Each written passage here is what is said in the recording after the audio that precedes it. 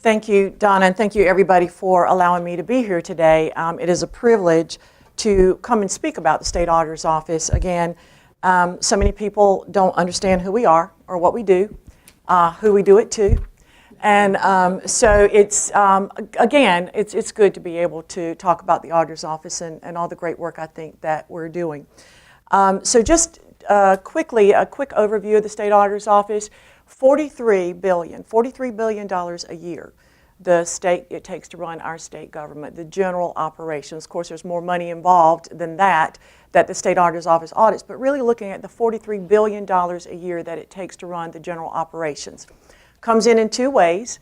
We get $21 billion from the federal government in the form of grants, Medicaid, food stamps, money for clean water and air, money to build roads and bridges, money for student financial aid in our university system.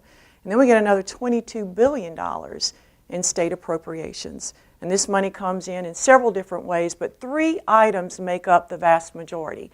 We receive about $11 billion a year in state income taxes that we all pay. Half the budget, state income taxes. Another $6 billion in sales tax that we pay when we make a purchase, and then another $1 billion for those that own their own business are paying in corporate taxes. So that's where the $43 billion comes from. And the State Auditor's Office, our job is to audit these tax dollars and ensure, number one, that they are coming into the state, that they've been reported properly, that the transactions have been recorded properly. And when we put out our financial statements, that all that information is reported for the users of those financial statements. But I think more important to most of us as citizens of North Carolina is to make sure that our tax dollars have not been wasted. Again, for the second time, I wish I had good news. So the State Auditor's Office performs several different types of audit, and again, it's not something that people understand, and as Charles Gilliam and I were just talking, people are putting too much reliance on some of the work that auditors do. For instance, one of the largest uses of our resources is to audit financial statements. We audit the financial statements for universities, community colleges, and for the state of North Carolina. So we're auditing the financial statements. And when we audit those financial statements, somebody hands us a set of financials. And it's a balance sheet, and it's an income statement, and it's a cash flow statement, and there's a ton of notes that try to speak to and give more information to these very summarized numbers. And the State Auditor's Office, our job is to audit those numbers, make sure that the classifications are done correctly, and that the accounts that are being reported, that those totals are materially stated, okay? That they are materially stated correctly. So we are just rendering an opinion on those financial statements, and are there any material errors in any account? Okay? And again, so many people are thinking that there's so much more to a financial statement audit than there really is. I'm going to give you a good example, and Charles is here today. We're talking about the Wake County Register of Deeds. When all of that issue took place, one of the first things that I asked myself as a state auditor, where was the external auditor? They've been looking at the county, every county in the state of North Carolina gets an external audit every year, every county, because the money that runs through there, both state, federal, and local. And we find, so we, the State Auditor's Office, has the capacity to go in and look at the work papers of any CPA firm that's doing work for a local government or a state government. And we went in and looked at the work papers and the work that was done. And what we found is that the amount of cash that flows through the Wake County, it is so immaterial to the total cash that comes through Wake County that the auditors never have to bother looking at the Wake County Register of Deeds, the cash that flows through there. So again, people are putting a lot of emphasis, a lot of reliance, And in reality, all these financial statements and the opinions are meant to do is to say that these statements are fairly stated. And what fairly stated means is that there's no big errors that would cause the user to make a different decision. That's all that means. The other types of audits we do are performance audits, audits that are looking at wasteful spending because of neglect, wasteful spending because of lack of accountability. Another type of audit, I said we got $21 billion from the federal government. We're doing compliance audits. The financial statement audit is looking at the numbers and whether there are significant errors in those numbers or not. The federal grant audit is all about compliance. We get federal money to build our roads. Are we building the roads to specs? We're getting money for clean water and air. Did we spend that money on the types of activities that we're supposed to make sure that we have clean water and air? We're sending money federal money to our universities for student financial aid. Are we letting those kids that should get it get the money? And when a kid drops out, are we taking the money and stopping the loan or stopping the student financial aid? So it's really all about compliance. And the federal government sends $21 billion into the state of North Carolina, and they're looking to the state auditor's office to tell them how well or not we administered their federal grants. And then they decide whether to send somebody into North Carolina to take a look at any of the programs that we had findings or we found non-compliance. And then we're performing information technology audits. Most of my division, it's 14 people, most of that division is really about supporting the other audits we do. Because nobody's bringing the financial statements to the state of North Carolina or the support for those financial statements. Nobody's bringing them to us in a shoebox anymore. Everything's coming through a computer. And so my IT division, the state auditor's staff, we can audit up to the computer and we can audit on the back side of the computer. But we need people to get inside of the computer to make sure that the calculations, that the data tables, that all of this stuff is working like it's supposed to. And so my IT auditors really support a lot of what we're doing in the other audits that the office performs. One discretionary audit that we have taken on, though, the UNC Board of Governors have been extremely concerned about the protection of data, student financial data, student data on our university system.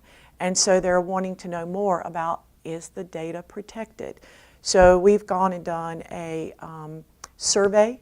We've done a risk assessment for security of data at our universities, and now we're going out and performing IT general controls audits, which is about the security, both physical, in-house. We're looking at the security on our university campuses.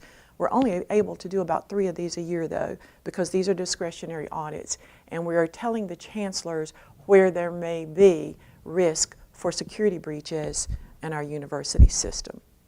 And then last but not least, we have an investigative unit.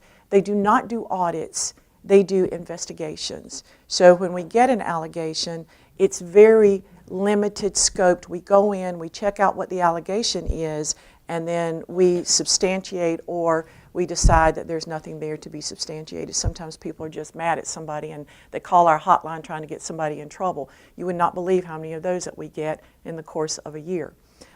So that's realistically the types of audits, and it's important for all citizens to understand from a business perspective, from the state auditor's office perspective, when you're getting an audit, what comes with that audit. There are many different objectives with different types of audits, and that is a financial statement audit, a compliance audit with federal grants, performance audits. That's where we're looking at the abusive spending, the neglectful spending, IT audits, and the investigative unit for the state of North Carolina. So a couple audits I want to talk about that I think are extremely impactful to the citizens of North Carolina. A couple of years ago, the General Assembly asked me to take on the audit of the eligibility determination done for the Medicaid program. We have 1.9 million participants on Medicaid, and we spend $14 billion a year in Medicaid alone. The next top runner to those expenditures for the state of North Carolina is education. We spend $14 billion. I talk about a $43 billion operational budget. 14 is spent on Medicaid. 14 is spent in education. 10 billion in K through 12, 3 billion in the university system, and $1 billion in our community college system. Those are the two biggest competitors for our tax dollars in the operational part of running our state government. So the General Assembly, and the other thing I would tell you is that Medicaid is an entitlement program. So it doesn't matter what the bill is. It doesn't matter if somebody needs Medicaid and they're eligible for Medicaid, we're going to have to pay it. Now, we are, by law, required to educate our kids, our students, but we can choose to pay teachers' salary at a certain level. We can choose to fund textbooks at a certain level. There is no conversations like that in Medicaid. Once the state decides on a plan with the feds, we must meet that plan no matter what the expenditures are. And for every Medicaid dollar that we spend, 2/3 is federal dollars and 1/3 is out of that state appropriations bucket, okay? So the General Assembly is wanting to make sure that on the very front end, are we truly determining eligibility determination correctly? Now, here's the deal. Medicaid is a state-administered program. So we run the program, we own the computer system for the program, we pay the bills, no matter who they go to, we pay the bills. But eligibility determination is done at each of the 100 counties' Department of Social Services. So each county is responsible for the eligibility determination, but everything else about the program is done at the state level. So the General Assembly said, Madam Auditor, we want you to go take a look, and we want you to see if eligibility determination is being done correctly or not at 100 counties. So I said, that's a daunting task, 100 counties, 1.9 million people. So I said, well, we want a statistical sample. 1.9 million people, want you to pull a statistical sample and tell us if eligibility determination across our state is being done accurately or not. So we started out looking at this project. It was probably one of the most statistical heartaches that we've ever encountered in the state auditor's office, and for this reason. We started looking at all 100 counties, and we did a survey across because we were thinking, now what would ensure the correct eligibility determination in every county? Well, how many applications do they have to do in the course of a day? How many people do they have? Are they educated or not? And I'm talking about the workers, the caseworkers. What kind of salaries are we paying? What kind of controls do they have in place to make sure that everybody that's getting into the Medicaid system truly belongs there? And the General Assembly said, we want to know about everybody that got rejected that shouldn't have. So we took a look at this, we put out a survey, and my staff talked to all 100 counties. And guess what we figured out? Same program, same criteria for eligibility determination, and every county's doing it differently. Every county is doing it differently. So the statistical sample out the window. There's no way that I could pull a sample for 1.9 participants because I might get 15 in Wake County, I might get 20 in Guilford, I might get 15 in Mecklenburg, I might get 5 out of Jones. And 5 people out of Jones County is not enough to determine whether they're doing it well or not. So we stepped back, we used a renowned statistician, but he wrote the book on how to statistically sample and audit in the audit world. Here's what we came up with. We took 10 counties, we took the 3 largest, that's where the biggest spend in Medicaid is, Mecklenburg, Wake, and Guilford. We took Rowan County, which is a middle-sized county, and then we took 6 of the smallest, poorer counties. The General Assembly wanted me to go urban and suburban. I didn't know this, urban and rural. I didn't know this until we did this project. There's a suburban county. So you got urban, suburban, and rural. So we took some out of each of those. And then we decided we'd go east, west, and middle of the state. So we think we captured it all. But even at that, and then we pulled 500 sample items from each of those 10 counties. But even at that, I cannot tell the General Assembly what eligibility determination looks like across 1.9 million participants. The best we could do was tell them, for this range of counties that we picked, here's what the results are. And that's what we did.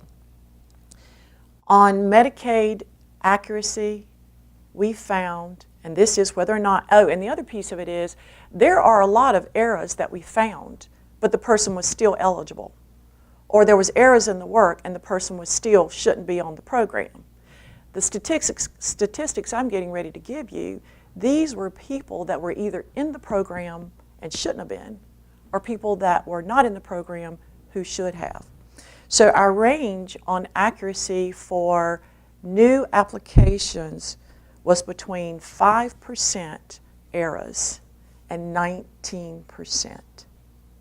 5% to 19%, and the vast majority were in 2 digits. It was 9 out of 10 counties, that was the range. On recertifications, the errors were between 7 and 25% on the recertifications. Person is initially determined eligible, they're coming back for recertification, 7% and 25%, and the most of them were in the 2-digit error rates. That is a lot of errors. And we found 1 or 2 counties that the error rate for rejecting people that should have been on the program were in the 2-digit area. So we made this presentation to the General Assembly so that we now know that eligibility determination not being done well across our state. But all I could tell them was, of 10 that we looked at, 9 out of 10 had an error rate between 5 and 19 or 25%, depending on which applications or recertifications that you're looking at, and the vast majority of them were in 2 digits. So we now know. Now I have to tell you, there was one county that was getting it right. And the other thing was, we thought, well, in the larger counties where they got more money, they've got more access to educated caseworkers and training and whatever, that's where we're going to see the lesser amount of errors. It was Wilkes County that their error rate was around 1% or less, depending on what you were looking at. Little Wilkes County, 1% or less. And we know why. We looked into why. If we have time, we can talk about that a little later. But then when we were doing this audit, one of the things we heard while we were out there talking to 100 counties, they're saying the computer, because here's what happened. You have to do all this intake. You have to get all this information from an applicant, and then you put it into the computer, and when you put it in there, the computer does all the work, okay, and determines them to be eligible or not. There's a lot of work that goes into the intake, and it was the intake that we saw being done so differently across our state, and the checks and balances so different from county to make sure that what you did was right, put it in the computer, and that was right. So what we heard in a few of the counties that we talked to, they said, you know what, put it all in there and the computer calculated it wrong. Well, I about fell out, because this is automated, and if the computer's doing it wrong, good gosh, how many people we might have, that are on the program that shouldn't be, or not on the program that should be. So that scared me. I said, we got to do an IT audit. We got to get somebody in there looking at the computer system to make sure that this thing is working right. Well, that turned out not to be true. The computer, if you ever get the information into the computer, if you ever take it down and it's right, and you get it into the computer correctly, it will calculate it correctly. So that part's working right, so that's good news there. But it is that intake and getting it into the computer. And there were some other issues that we run into. Staff would be trying to key the information in. They'd hit the accept button, nothing would happen. Hit it again, nothing would happen. Hit it again, computer crashed, all the data they put in, gone. So we're looking at all these issues on this IT audit, and here's what came out. So I sent out an IT team to go and look at the computer system, look at what's inside, look at what we did, because now I'm talking about one of the two systems that didn't work right when we turned it on. And so I thought, well, there could be these issues, but here's what we found. So the state of North Carolina, the most complicated, the most difficult, the biggest program that we administer, the state of North Carolina had to build a new eligibility system and a new payment system. And all of the eligibility system interacts with every one of the counties. So we sent the specs to the county to tell them what to build on their end. Did we ever go around to make sure that what they built was to spec? No. And you know what the reason was? DHHS is not my problem. That's their end of the deal. They're supposed to do, no. You administer the program. You are responsible for making sure that eligibility determination is being done well. And so, yes, you should have been making sure that they built the right system. We found that once the system was built, that DHHS put out 3 little videos, an hour each, on how to use this extremely changed, updated, different system. So the training for the staff at the county level was not worth the paper that it was written on. And then we've got 100 counties. Everybody's doing it a little bit different. Everybody's processing thousands of applications. There is no guidance whatsoever on how many applications a caseworker should be able to process in the course of a year. And I'll give you a couple of examples. So we looked at our top 3. And per employee, per caseworker, Wake County processes 543 applications and recertifications, one person per year. Guilford can process 747 per person per year. Mecklenburg processes 360 per person per year, top 3. So you say, oh, wow, Guilford's got it going on. No, Guilford's the one with the highest error rate. So Guilford don't have it going on. And you say, Mecklenburg, gosh, only 360? Why aren't they doing more? Well, they must have a low error rate. No, they were 9% error rate. Wake, 543 per person, and their error rate was between 2 and 3%. So you're thinking that might be the number? You think that might be the number?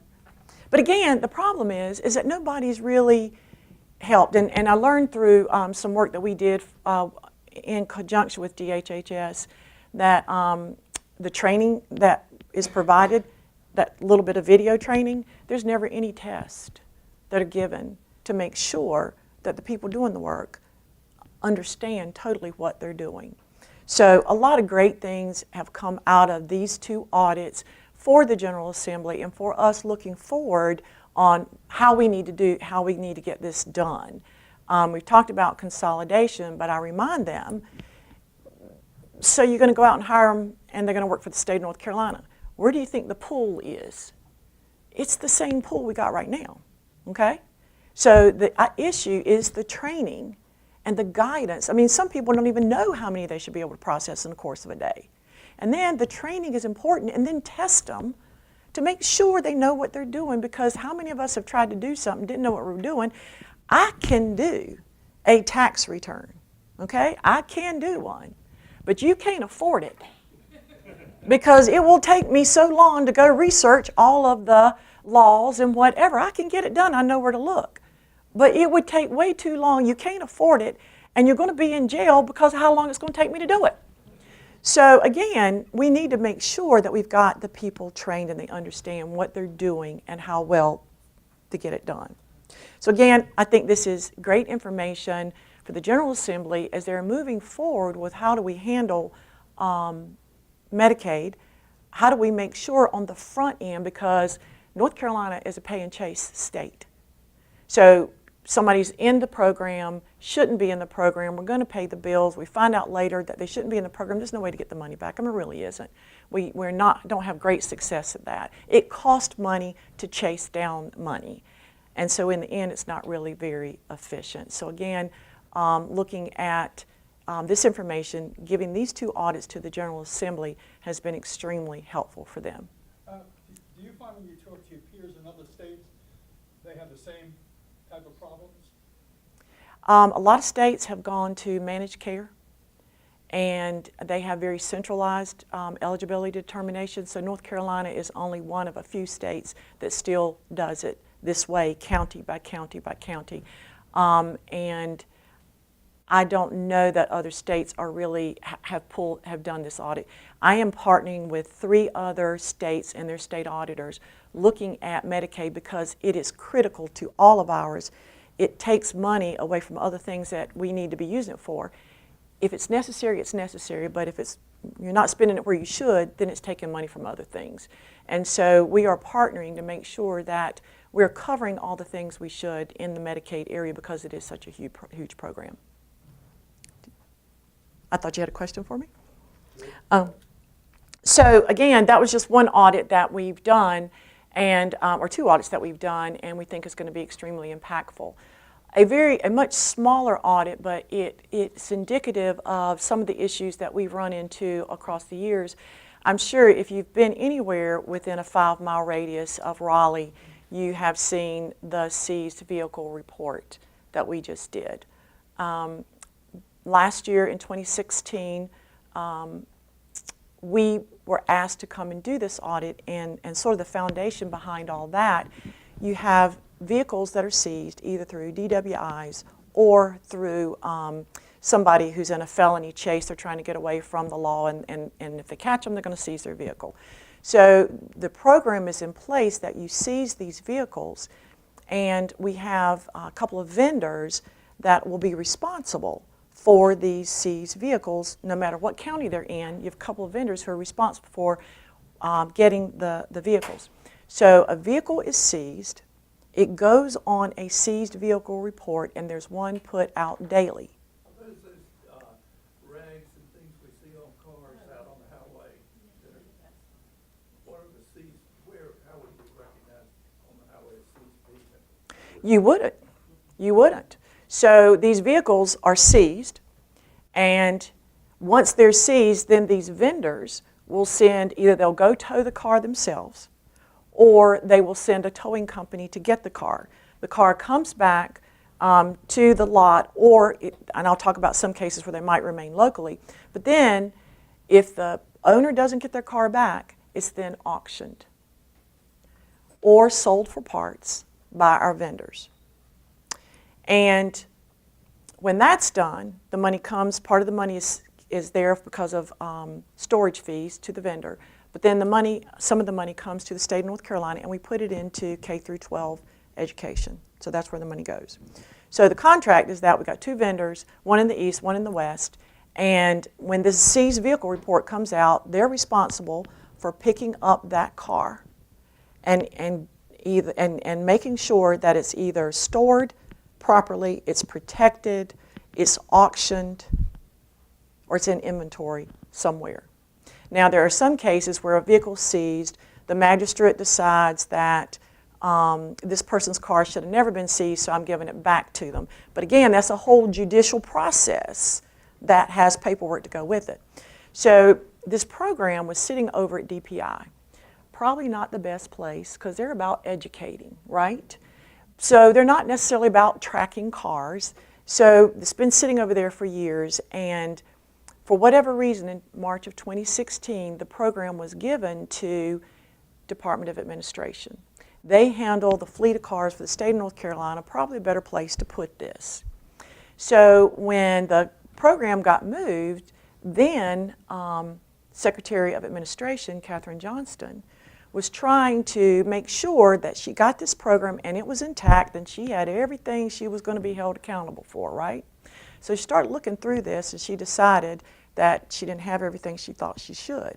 So she starts trying to get paperwork and making sure that everything's been accounted for. Either the car is on somebody's lot, or it's accounted for at a county on somebody's lot, or it's sitting in a towing company, or we've sold it and we got the money for it, or a magistrate returned it and there's paperwork for that. And she couldn't get the information she was looking for, and they wouldn't cooperate with her. So she sends this over to the state auditor's office and says, State Auditor, will you take a look at this for being so glad to? Well, to make a long story short, we go out and I send my auditors out to, we get the inventory that got sent to DPI that they did nothing with from the vendors. We looked at paperwork where supposedly the cars were either sold intact or sold for parts. And then if a magistrate let a car go. So we're looking at all this paperwork, and we were looking at this over a 3-year period from 2013 to 2016, and in that time frame, over 8,000 cars were seized. 4,700 were handled by the one in the east, 4,000 by the vendor in the west. So we got all the paperwork, we got all the inventories, got everything we could. Well, we got the stuff from the vendor in the west in 2 weeks. It took us 9 months to get the information from the vendor in the east, and we were still 440 documents short when I put the audit out. So we try to get this information. So when we finish our first run at this, the vendor in the west, we were still not having what we needed for 300 cars. We go back to them, they provide us with what we need, whittle that down to 25 cars. We go back to them, tell them we got 25 cars, and so we end up with 13 cars that they just can't provide us any paperwork. And they say, well, we never had the cars in the first place. The magistrate must have given them back. And I said, well, it's your responsibility. Once it comes on that seized vehicle report, your contract says you're responsible for that car. And if you didn't have it and you didn't sell it and was never on your lot, you should have some paperwork that shows us how it got returned to the vendor. So 13 cars over there. With the eastern vendor, 221 cars. So it started out, when we made our first run, there were 500. So then we send back and say, well, we got 500 cars. We don't have anything to show for where the car is. On your lot, sold, sitting back, magistrate let it go, whatever. Then we whittled that down to 221. And that's as far as we could get with it. They were very uncooperative with us.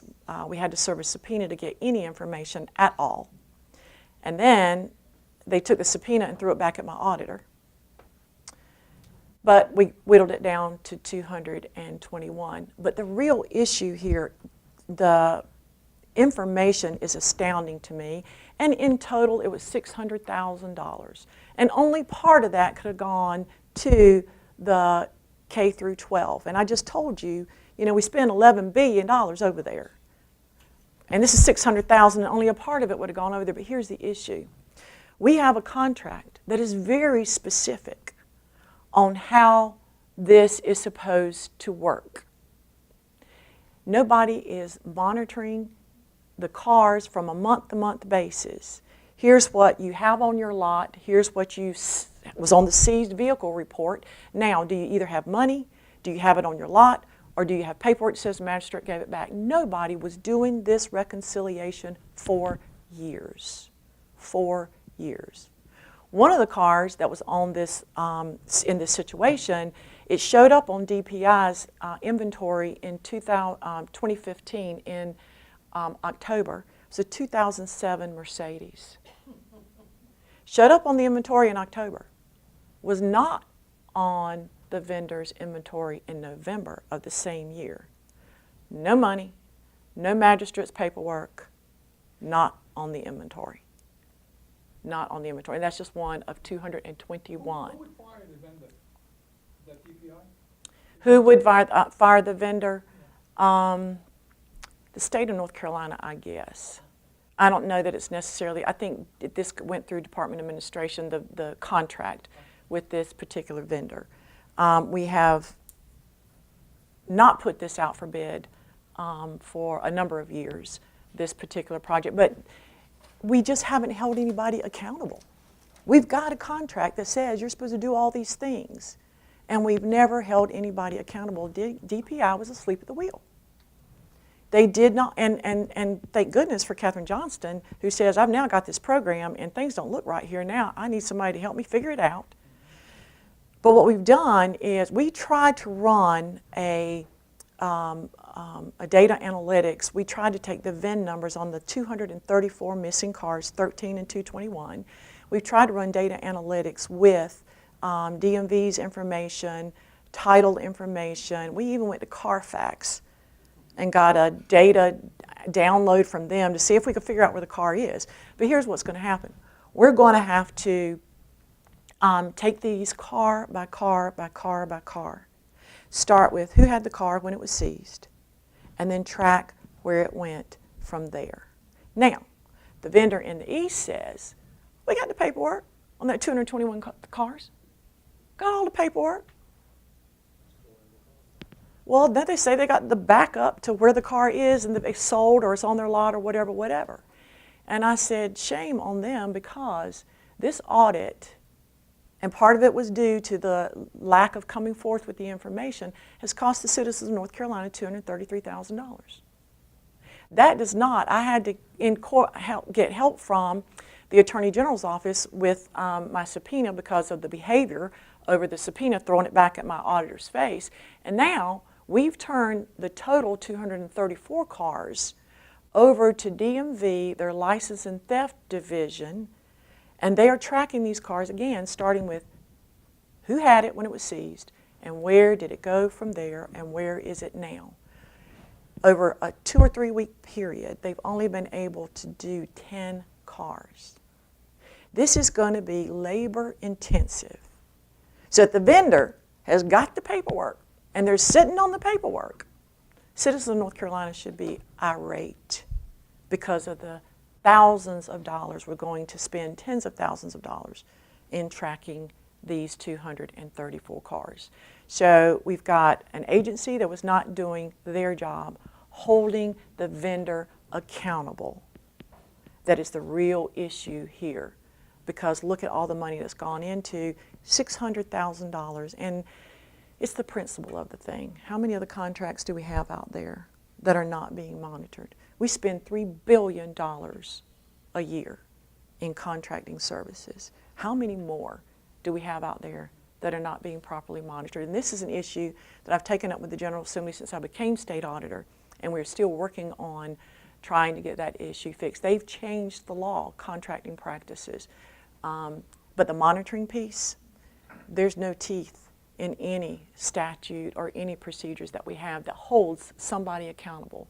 You sign a contract with a vendor, now monitor the contract to make sure the citizens of North Carolina are getting what we're paying for. Some changes in the state auditor's office over the last 8.5, 9 years. When I became state auditor, there were no real budgets and deadlines in place for the work that we do. Now there are solid budgets and deadlines in place for every audit, for every investigation that we do. We hold the staff accountable for a meeting, and there are milestones within the audits. There are phases to an audit: the planning process, the internal control process, the fieldwork process, writing, and I don't wait until we get to the end of the audit to find out that people are behind, or that they haven't done everything that they should, or that they've gotten off track somehow. We're monitoring every phase of an audit. Every phase has a budget and a deadline, and we are monitoring that on a month-to-month basis. The other thing that we've done in the state auditor's office, if you are working as an auditor in the state auditor's office, if you are a staff accountant, staff auditor, 80% of the 2,080 hours that you are paid for every year is spent in a productive audit. That is a metric by which you must measure yourself every month. And there are consequences, because I can't get my job done if people aren't at work doing their job. So every staff person, 80% of their 2008 hours, the 80 hours that you pay them for, it has to be charged to a productive audit or investigation. If you are a supervisor, 60% of your time, and if you're a manager, 50% of your time. And we started this 2 years ago. The first year was a trial run. Want everybody to get a feel for what it looks like and holding yourself accountable. This past year was for real. Most people made it. Very few did not. But there are certainly consequences to those that did not. We have a lot of work to do. I have. The state of North Carolina's financial statements, $21 billion in federal grant money. I've got 17 universities, UNC Hospital. I got 58 community colleges. I do one half in 1 year, one half the next, and 100 clerks of court, and I do 25 a year. We have a lot of work to do, and that doesn't even count the discretionary audits that we need to do to make sure that our tax dollars are not being wasted, they're not being neglected, and that people are being held accountable. So again, if I don't start those processes in my own office, how good am I? How good are we? So there's probably the most major changes, and we're concentrating on quality. You could put out 100 audits a year, but if they don't get any action, they're no good to anybody. I'd rather put out 50 or 75, where the General Assembly and our governor and our agency heads can take the audits and do something with it. That's more productive, that's more impactful. And we are not looking at pie in the sky stuff. If the sun and the moon and the stars and the earth and the Easter bunny all align, this would be nice to do. We are looking for pervasive big dollars like contracting practices, like performance evaluations being done for 80,000 employees and they're not worth the paper that they're written on. We're looking at issues that have big dollar impact, Medicaid. And what does that look like if it's not being run well? The State Auditor's Office is looking at big dollar impacts. When I first became State Auditor, the state of North Carolina was $4.8 billion budget shortfall. Now we've had the economic downturn. There'll be another one. I'm told by the feds it's not if, but when. So again, we're concentrating on how to make the state of North Carolina run more efficiently. So that's sort of a quick update of, maybe it wasn't so quick, of what we've done since I was here in 2014, and I'll be happy to take questions.